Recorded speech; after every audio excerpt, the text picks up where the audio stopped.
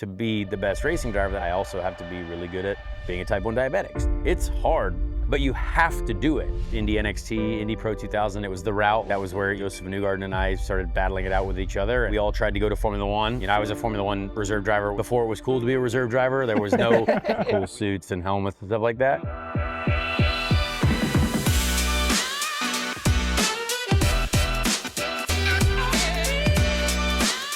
Welcome back to another episode of FanAmp Insider. I'm Greg. I'm joined with Josh. Hi. We're in Long Beach and we are with Conor Daly. Hello. Thanks. Glad to be here. For the people who don't know you, which I do think would be a surprise for IndyCar fans, but maybe for the people who are new to IndyCar as a whole, who is Conor Daly? No, it's a good question. Honestly, I think sometimes there are a lot of young fans, and certainly a lot that I find myself maybe involuntarily interacting with on the internet or voluntarily interacting with on the internet.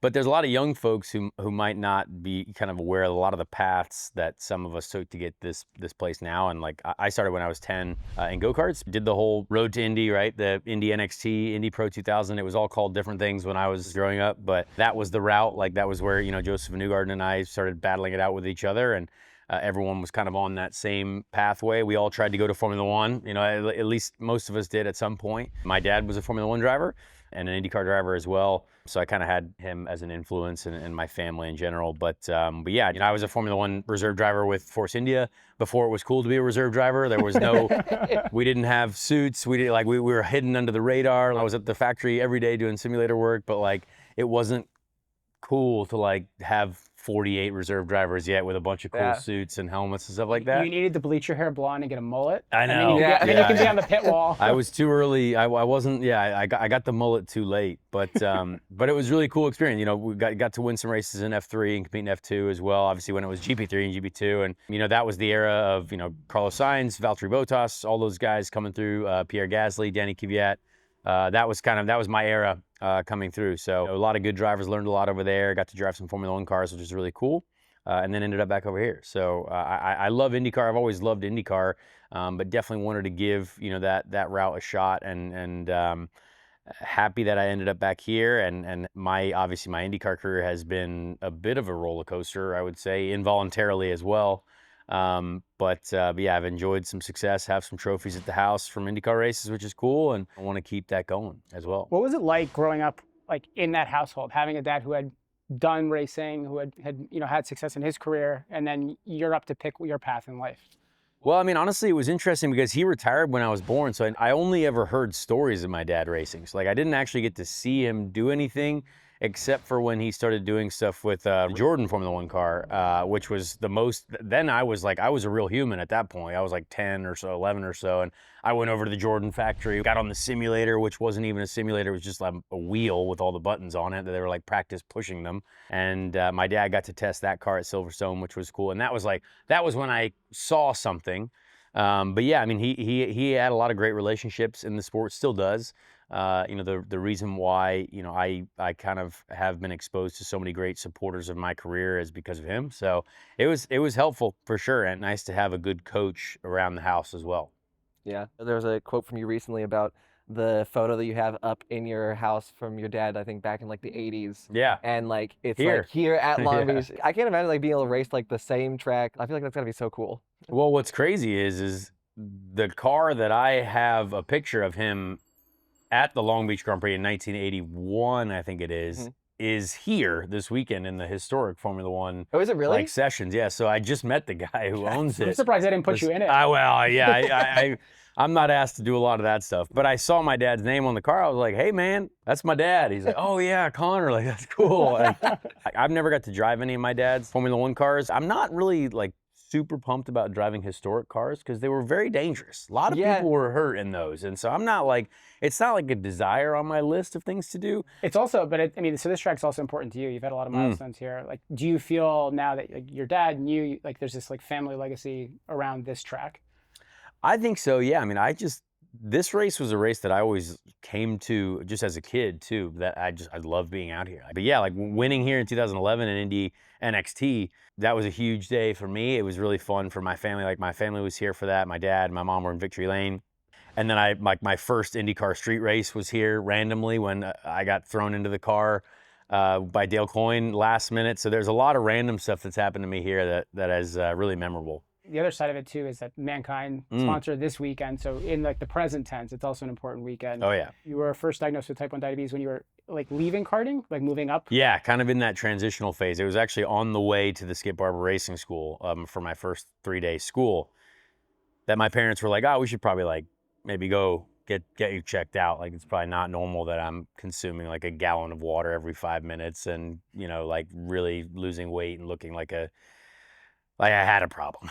So yeah, it was tough, but I mean, it never stopped me from doing anything. You know, what goes through your mind? Like when that, like, are you thinking about the career? Are you just thinking about the present? How do you think about it? I mean, at the time, since I didn't really know what it was, I didn't know, you know, and like everyone, you know, my mom is crying in the hospital and we're like, what are we doing here? Like, this is and I was like, what do you guys mean I have to like do all this stuff? Like, I just didn't know anything about it. Right. So, and as a kid, like I don't like to be the center of attention for anything like that, where it's like, I'm kind of just shy and I'm like, oh, these people are like trying to be like, hey, it's okay. I'm like, no, I know it's okay. Like, it's cool. Like, but like, what do I have to do now?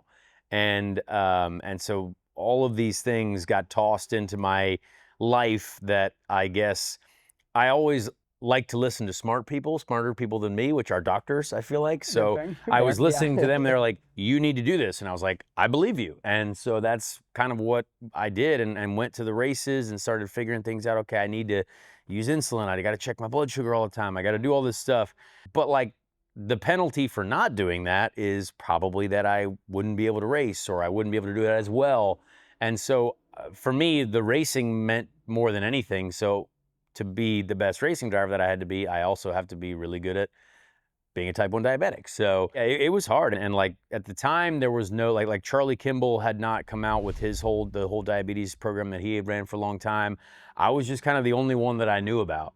And we didn't say anything about it. And when I signed my contract with Force India too, they were like, hey, don't say anything about this. We're like, all right, like we're just gonna keep it chill. It was just something that was kind of under the radar until more recently, because I don't mind talking about it, but it's more fun to have like a good reason, like we have this weekend with MannKind and InhaleMyInsulin.com on the car. Like it gives me a great platform to kind of share the story. Yeah. As a type 1 diabetic myself, I can't even explain how exciting it is to see something like this. We do not often get representation, and I can't wait to see it this weekend in Long Beach. Conor described diabetes as under the radar. Perhaps you've caught a glimpse of someone's patch or pump. For me, it was my grandpa pricking his finger at the kitchen table. But these devices and habits are tools, woven into the wearer's daily life to manage a constant battle with their body that's typically kept invisible. This is the reality of diabetes. The body's own systems create a relentless challenge, even for drivers who train constantly to perform at their peak. We're talking making mindful choices at every meal, calculating insulin needs, and constantly monitoring blood sugar levels, even when barreling 200 miles an hour in an IndyCar. It's a demanding balance maintained minute by minute, mile by mile. And this isn't a solitary struggle. It's shared by more than 38 million Americans. So when we see glimpses of this resilience in the public eye, beyond just Conor, including other athletes and musicians, their achievements inspire everyone watching that this condition, while taxing, doesn't have to keep people from living their lives to the fullest.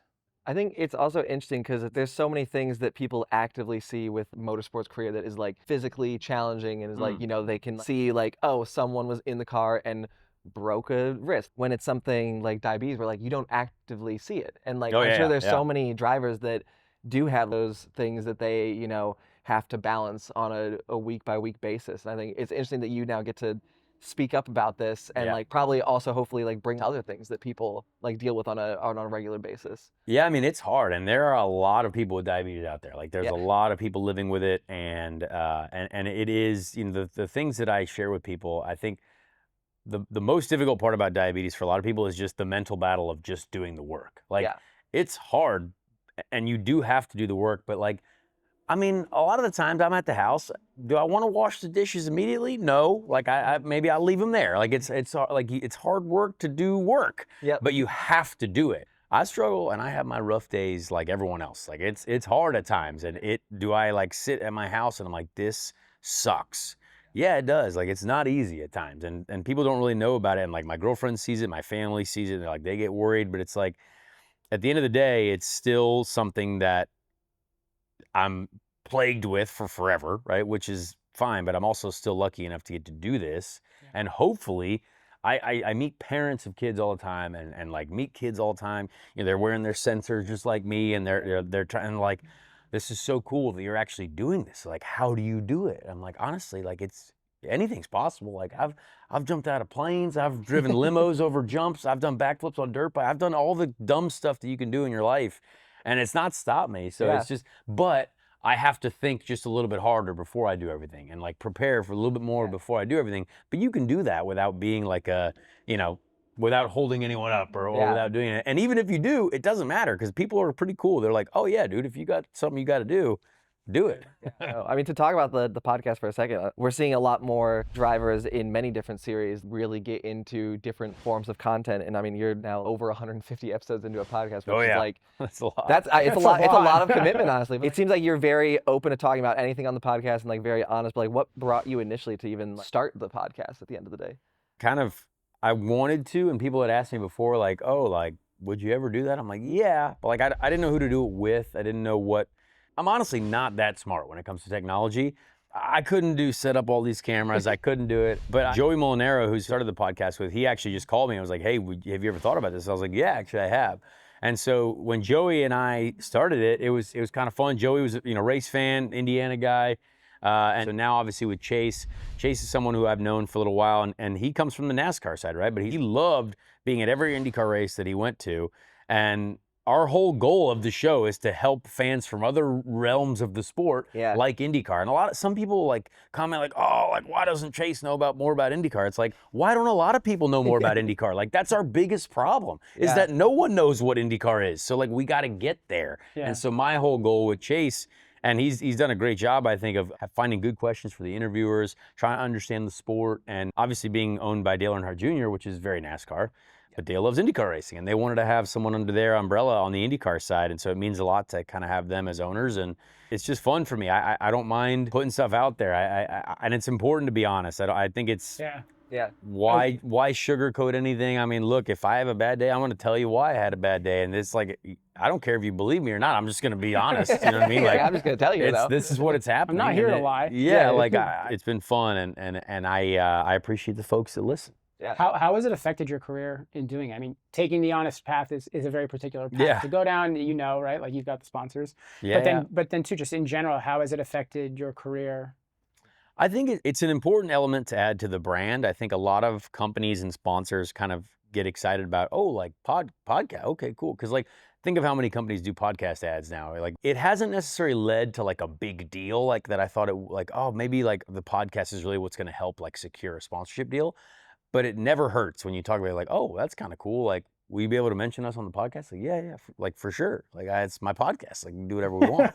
So it's my podcast. So it is helpful. But I think hopefully when our sport kind of after this year, the Fox deal, hopefully when our sport kind of takes that next step of just pure awareness, that's when there will be more and more people. It's like, I wish more drivers did podcasts around it, because like you get such a deeper dive than you do even in like, if someone went and like back to back listened to all your episodes, they would know so much about you. It's like, true. It would be crazy probably the amount of knowledge they would know. Yeah, and even like a lot of folks from a wide age range. Yeah, they're like, this older fella came up to me today. He's like, hey, really appreciate you putting up those videos on YouTube. And I was like, well, thanks. Like, that's really cool. Like, I kind of didn't really expect that. But it's people of all ages, people from all over the world, really. Yeah, people want it.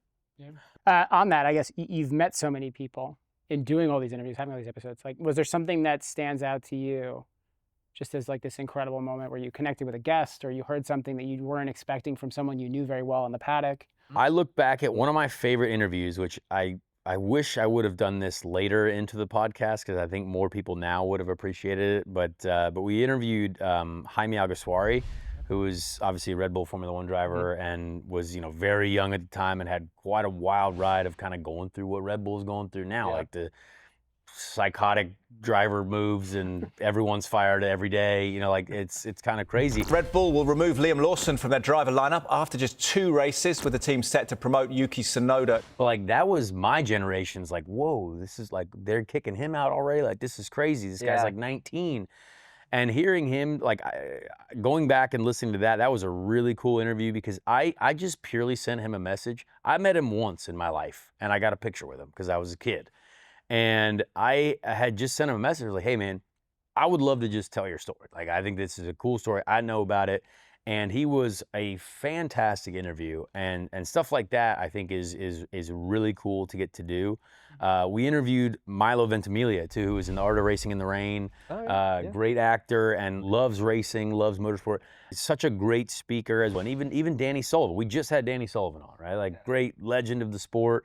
And he was telling stories about how he won Long Beach. He had to take out Al Unser Jr. to do it, and all this stuff. I'm like, this is great. Like I love this stuff, and so it's cool to learn every week. I think it is a responsibility to make sure I get these guests lined up and everything like it. It is hard work. Is it just like it's just me? What's really. the operation? It's just me. I mean, I'm the one who organizes any guest. I try to take suggestions from anyone, but it's really just me. And our producer Bobby, he does all the editing and everything like that. Thank God. And and here we are. I think it's an awesome platform, and keep it up, because I think it just, Thank I don't know, you. to me, like the whole perspective is it makes the world feel small. You feel like you really connect with people. I got to get some more of the F1 guys on it though. I've been Hard to lock down for things, it It's seems pretty- like. Get the Liam Yuki honest No, opinion. we're in a terrible, Spicy. we're in such a tough era because those guys, everyone used to be way easier to talk to, but now that it's like, you know, they can't even survive out in the world without having cameras or someone doing something.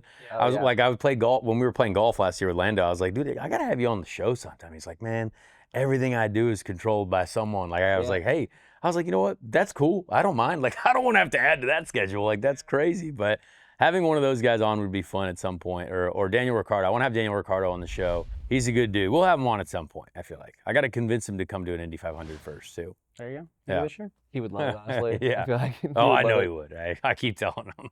Yeah. We're now in 2025. It was your first proper seat fit since 2020. Yeah. And then And it feels good, too, by the way. Man, it's a good seat. Yeah, Comfort. it's a good seat. I hope so. That would have been a bad fit. Man, no, it feels really nice. Every time I get in the car, I'm like, gosh, I'm glad I did this. It was really nice. Well, so it's that you had the first podium that the team had. What was the moment like when you got the call that this was going to be the full-time?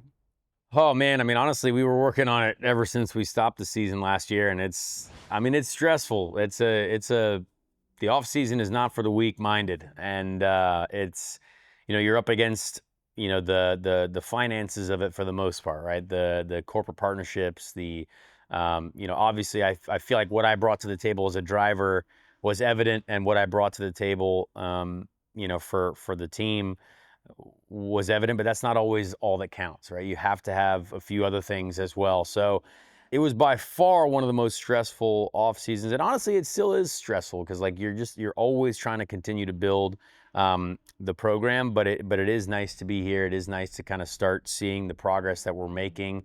You know, there's a lot of young people on our team that are very smart, but there's a lot of people that weekend by weekend, we're learning things that like, okay, we did that. We're never going to do that again because we learned it, right? And it's like, okay, cool, perfect. It's fun to be a part of that process because I think I've got a lot of experience in a lot of different areas now that I can help with. I'd be like, hey guys, like, this is what I've seen before in a couple different places, and this might help. And so I've enjoyed being there. But yeah, it was a long off season. It was a difficult process mentally and kind of knowing, just knowing what I know about the sport. It's a challenge, but obviously when you see the announcement, you see everything around it. It's very easy to be excited about it. Oh yeah. And I mean, on that note, I didn't even realize it was this many. I think it's 11 different teams in IndyCar. All of them except for 2. Yeah. Yeah, and like, you know, I Penske think and Ganassi, and I almost had a chance to drive for Ganassi in 2011 for one race. you're gonna check but them all off at this point. I you know, wanted you're so to. close. Yeah. I got to call Roger and Chip and see what they have when I'm getting towards the end. Yeah, but it is so interesting because there's always all these different, you know, nuances between teams. Like, do you feel like that's kind of even helped like set you up as, you know, you're coming into like another team at the end of the day? Like, how How do you like balance like, working between all these like different teams, and like what do you take from working with different teams? Well, one of the things that I have the biggest problem with folks that are kind of outside looking in is they're like, oh, IndyCar is a spec series. It's like, no, it's not. Like there's open areas of development. There's plenty of things you can do inside the gearboxes, the uprights, all these different things for like pure speed with the car, the chassis, everything. Yeah. And certain teams obviously have more ability to do them than others. Certain teams have different engineering philosophies. You can change everything, including the color of the car per weekend if you wanted to. True. And there's so much there. And depending on what team you're with, there's different engineering philosophies. There's different ways to do it. You can get the same speed out of the car probably 10 different ways, but it just depends on what fits with you and what what you're able to produce to the team. So, I've seen a lot of different philosophies and a lot of different engineering outlooks on things. Look at Felix Rosenquist is a great example. Like, he was at Ganassi, won races, and kind of was like, oh, like I needed to go somewhere else. Then he ends up back at Meyer Shank, and he looks like a hero again, because it's like, hey, just a different environment, right? Like, It's just a different environment, a different, philosophy maybe. And he's on pole all the time, and he's doing great. So, like, I think that's kind of what's so cool, I think, about how competitive this sport is, for sure. So what does this season then signify for you? What does it mean to be with this team and the year ahead? Honestly, I need this season to be the best ever. That's my own personal goal. Obviously, I think, our whole goal kind of going into this is not just to be here for this year. Like, we want it to be somewhere where, like, I can grow with this team. So year 1, year 2, hopefully more than that, right? Because even some of these partnerships like MannKind that we have this weekend, that we would like that to be, this is year 1 of something that is continuing to grow. Because I've been working with them since 2019, really.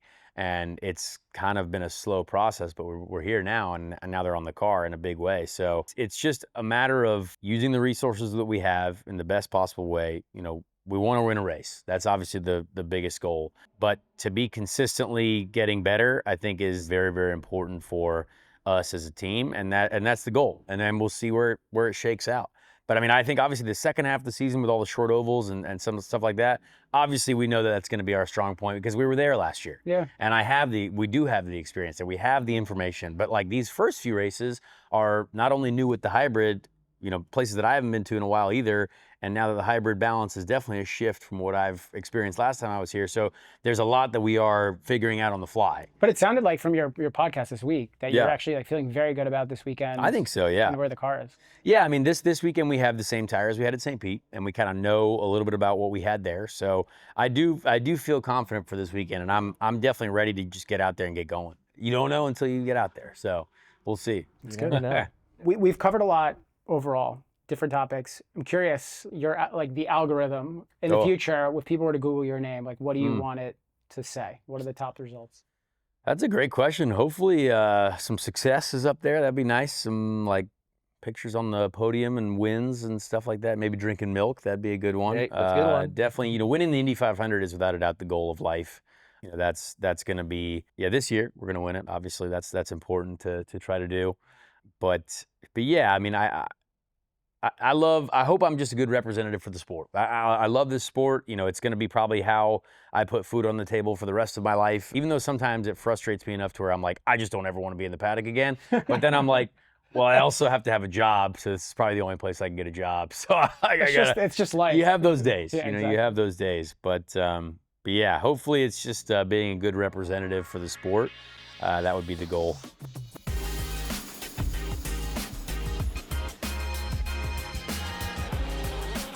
Every driver wants to win. And even if someone manages to win every race there is, that doesn't mean fans will cheer for them, that doesn't mean drivers respect them, and that doesn't mean teams and sponsors want to work with them for any longer than they have to.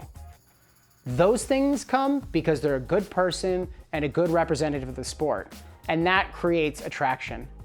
Watching Conor move around the paddock with a smile on his face, saying hi to people and encouraging them to laugh, you can feel his passion for racing. And with over 100 IndyCar starts and 170 podcast episodes, it sure does seem like he has the community in his corner. Well, thank you very much for the time. It was awesome. Yeah, thank you guys. To chat. So thank you. Yeah. Best of luck this weekend with the season, and appreciate it. Yeah, we'll see you at the 500. Absolutely, perfect. Sounds good. Drinking some milk. That would be nice. Yeah, we'll save some for you guys. Hi, Thanks so much for watching. If you're new here, don't forget to subscribe so you don't miss out on any of our future Insider episodes. We have tons of exciting guests lined up. Let us know who you'd like us to chat with in the comments down below. And if you enjoyed the video, please give it a like. Thanks, and we'll see you in the next one.